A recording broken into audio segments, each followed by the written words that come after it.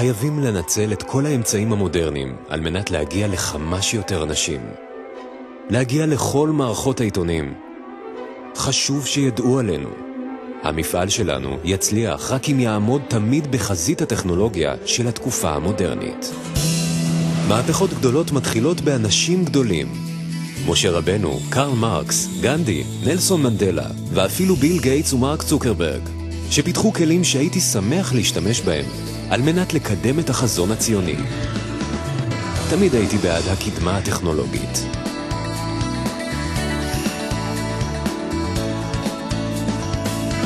מה שהתחיל כחלום בקונגרס באזל ב-1897 הפך לעובדה קיימת והגשמה של חזון.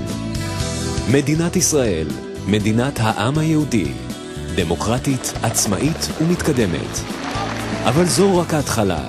על כל אלה יש לשמור מכל משמר, ומכאן והלאה להמשיך ולהתקדם, להמשיך ולפתח, עד אשר נגיע להשלמת החזון של מדינת מופת, ברוח חזון נביאי ישראל.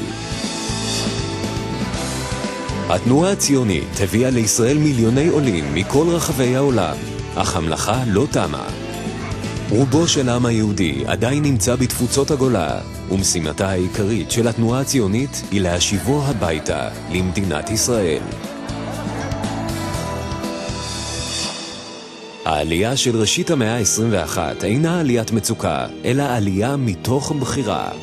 על מנת להגיע אליה, יש לפעול בקרב הקהילות והזרמים השונים ביהדות, בכל רחבי העולם.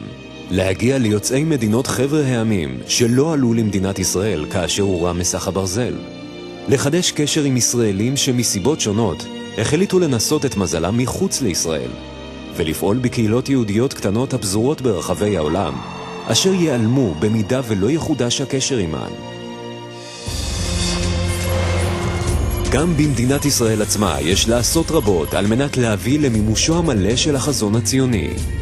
ההסתדרות הציונית העולמית היא הגוף היחידי הפועל מטעם ממשלת ישראל בהקמת יישובים חדשים, בביסוס יישובים קיימים, בגליל, בגולן, ביהודה, שומרון ובנגב, ומסייעת לשקם יישובים שנפגעו כתוצאה מפעילות מלחמתית או אסונות טבע. תודעה ציונית אינה מובנת מאליה, אפילו במדינת ישראל. יש לטפח אותה, להסבירה ולהגיע לקהלים השונים בחברה הישראלית. משחזרים את מה שהיה פעם שהקימו את המדינה. ההסתדרות הציונית העולמית עושה זאת באמצעות הקמת מכינות קדם צבאיות לצעירים יוצאי עיירות פיתוח ולחיילים בודדים מהתפוצות. מקיימת פעילות בקרב תנועות הנוער, מפעילה מועצה ציונית בקרב הקהילה הדרוזית ובקרב קהילות של עולים חדשים, ומעבירה פעולות של תרבות וחינוך בפריפריה באמצעות החברה שלה תרבות בישראל. כל זאת במטרה לקיים ישראל ציונית יותר וטובה יותר. חיזוק התודעה והמורשת הציונית הם מאבני היסוד של התנועה הציונית המתחדשת. שליחי חינוך צעירים, פעילים ומתנדבים פועלים ב-45 מדינות ברחבי העולם היהודי. משפחות ישראליות פועלות בבתי ספר היהודים בתפוצות ומשתלבות בחיי הקהילות.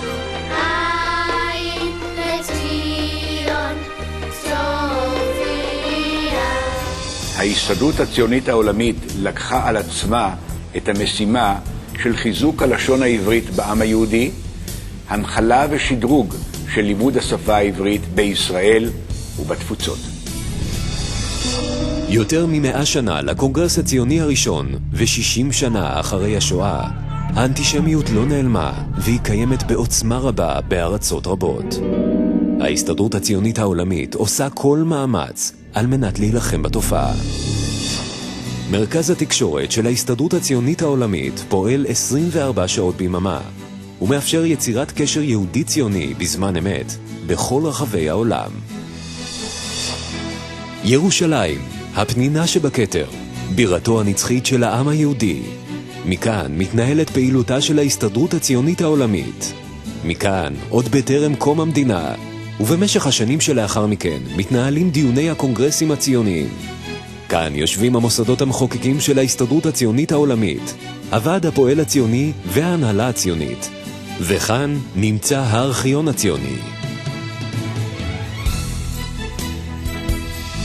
מוזיאון הרצל שהקימה ההסתדרות הציונית העולמית הוא אחד הכלים להשראה ולהנחלת החזון הציוני באמצעים עכשוויים וחדשניים.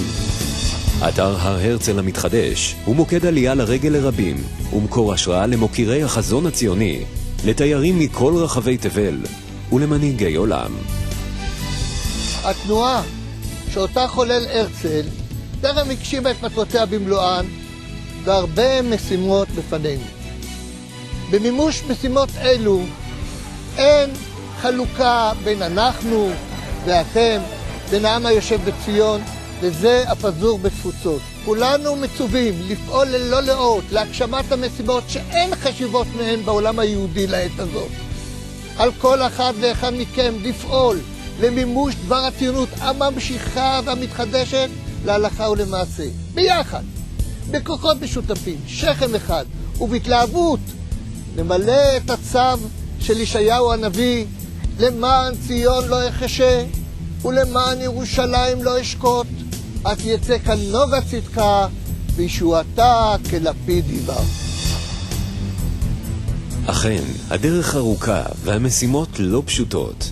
טוב לדעת שיש מי שממשיך את המלאכה. מעניין לדעת כמה חברים הצטרפו לדף הפייסבוק שלנו לאחרונה.